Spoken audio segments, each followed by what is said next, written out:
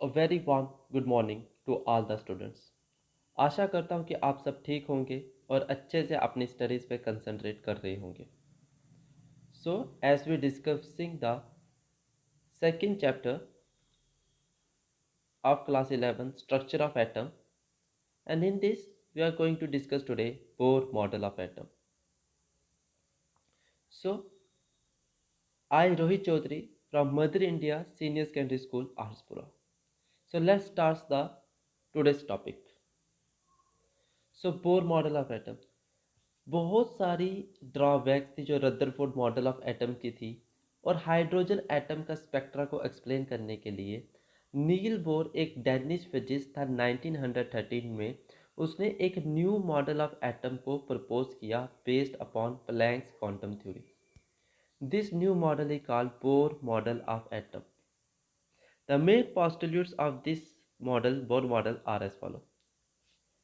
An atom consists of small, heavy, positively charged nucleus in the center, and the electrons revolves around it in circular orbits.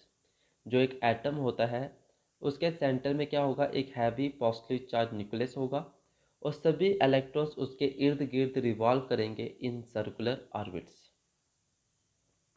Second, अब nucleus के बाहर बहुत सारी circular orbits होंगी, पर electron सिर्फ उसी ऑर्बिट में रिवॉल्व करेगा जिसकी एनर्जी वैल्यू क्या हो जाएगी, fixed. Hence these orbitals are also called energy levels और स्टेशनरी स्टेट्स। अगर किसी ऑर्बिटल की एनर्जी फिक्स्ड है तो उसके अंदर जो इलेक्ट्रॉन होगा उसकी भी एनर्जी क्या हो जाएगी, fixed.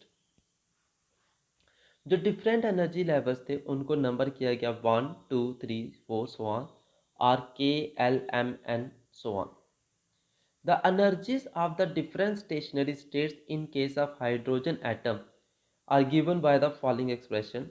En is equal to minus 2 pi square me4 divided by n square h square, where m is the mass of the electron, E is charge of electron, h is Planck's constant. जब हम इस equation में substitute करेंगे mass, electron और Planck constant की value, तो हमारे पास एनर्जी ऑफ nth ऑर्बिट आएगी -21.8 into 10⁻⁻19 divided by n square joule per atom, और -13.6 electron volt per atom divided by n square, जहाँ पे n क्या है, 1 2 3 extra stands for first shell, second shell और third shell. Thus the energy level, first energy level जो closest होगी nucleus के, उसके एनर्जी सबसे कम होगी, और जैसे जैसे हम आउटवर्ड्स जाएंगे यानी कि न्यूक्लियस से दूर जाएंगे, the energy of the shell goes on increases. That is the energy of the various shells are in the order K की सबसे कम, फिर उसके बाद एल, फिर उसके बाद M, N and so on. The radius of the stationary state of the hydrogen atom is given by the expression Rn is equal to A naught n square, where A naught is equal to 52.9 picometer is the radius of the first stationary orbit or state called Bohr radius.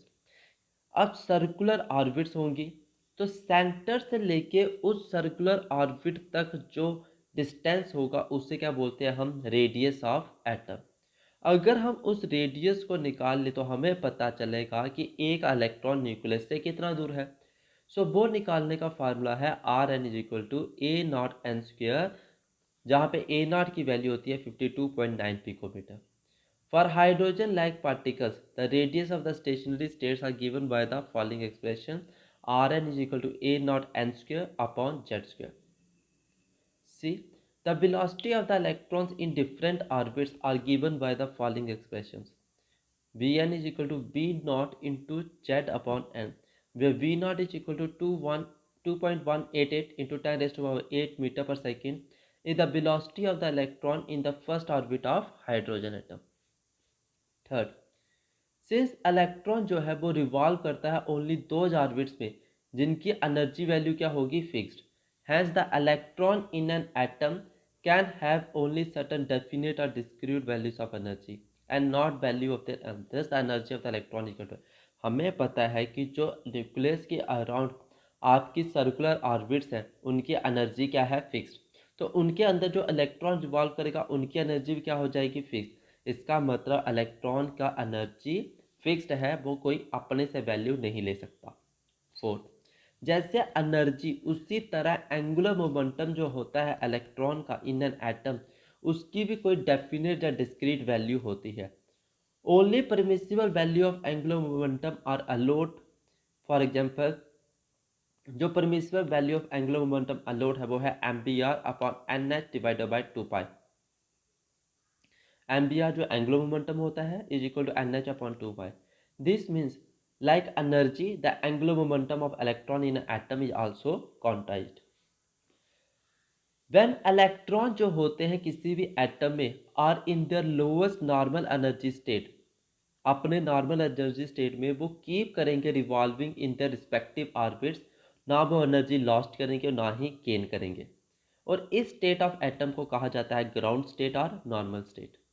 6, energy तभी emit होगी या absorb होगी जब electron jump करेगा एक orbit से दूसरे orbit में।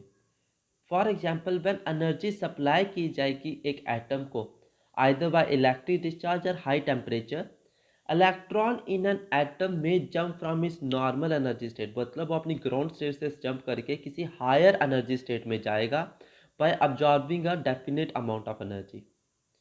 इस स्टेट ऑफ एटम को कहा जाता है एक्साइटेड स्टेट। सिंस जो लाइफ टाइम है इलेक्ट्रॉन का इन द एक्साइटेड स्टेट वो है शॉर्ट, तो वो इमीडिएटली क्या करेगा, बैक आने की कोशिश करेगा in the ground energy level by emitting energy in the form of light of suitable frequency और वेवलेंथ।